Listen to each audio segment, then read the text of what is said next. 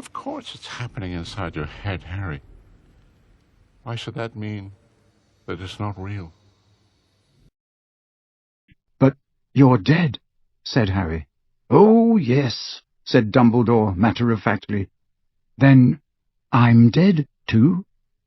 "Ah," said Dumbledore, smiling still more broadly, "that is the question, isn't it? On the whole, dear boy, I think not." "Not?" repeated Harry. "Not," said Dumbledore. "But—" Harry raised his hand instinctively toward the lightning scar. It did not seem to be there. "But I should have died. I didn't defend myself. I meant to let him kill me. And that," said Dumbledore, "will, I think, have made all the difference." Dumbledore nodded, still more enthusiastically, urging Harry onward, a broad smile of encouragement on his face. "Has it gone?" "Oh, yes," said Dumbledore. "Yes, he destroyed it. Your soul is whole and completely your own, Harry." But if Voldemort used the killing curse," Harry started again, "and nobody died for me this time, how can I be alive?" "I think you know," said Dumbledore. "Think back. Remember what he did, in his ignorance, in his greed and his cruelty." "He took my blood," said Harry. "Precisely," said Dumbledore. "He took your blood and rebuilt his living body with it. Your blood in his veins, Harry. Lily's protection inside both of you.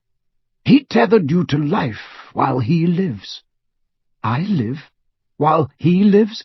But I thought it was the other way around. I thought we both had to die. Or is it the same thing?" "You were the seventh Horcrux, Harry, the Horcrux he never meant to make.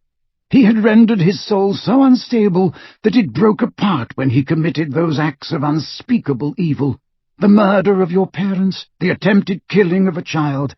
But what escaped from that room was even less than he knew. He left more than his body behind. He left part of himself, latched to you, the would-be victim who had survived. And his knowledge remained woefully incomplete, Harry. That which Voldemort does not value, he takes no trouble to comprehend. Of house elves and children's tales, of love, loyalty, and innocence, Voldemort knows and understands nothing. Nothing. That they all have a power beyond his own, a power beyond the reach of any magic, is a truth he has never grasped. He took your blood, believing it would strengthen him. He took into his body a tiny part of the enchantment your mother laid upon you when she died for you. His body keeps her sacrifice alive, and while that enchantment survives, so do you, so does Voldemort's one last hope for himself. And you knew this? You knew all along?" "I guessed, but my guesses have usually been good," said Dumbledore happily. "There's more," said Harry. "There's more to it. Why did my wand break the wand he borrowed?" "As to that, I cannot be sure." "Have a guess, then," said Harry. "What you must understand, Harry, is that you and Lord Voldemort have journeyed together into realms of magic hitherto unknown and untested. But here is what I think happened, and it is unprecedented, and no wand-maker could, I think, ever have predicted it or explained it to Voldemort. Without meaning to, as you now know, Lord Voldemort doubled the bond between you when he returned to a human form. A part of his soul was still attached to yours, and, thinking to strengthen himself, he took a part of your mother's sacrifice into himself. If he could only have understood the precise and terrible power of that sacrifice, he would not perhaps have dared to touch your blood. But then, if he had been able to understand, he could not be Lord Voldemort, and might never have murdered at all. Having ensured this twofold connection, having wrapped your destinies together more securely than ever two wizards were joined in history, Voldemort proceeded to attack you with a wand that shared a core with yours. And now something very strange happened, as we know.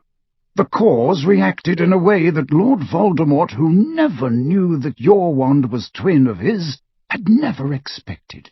He was more afraid than you were that night, Harry. You had accepted, even embraced, the possibility of death, something Lord Voldemort has never been able to do. Your courage won, your wand overpowered his, and in doing so, something happened between those wands, something that echoed the relationship between their masters.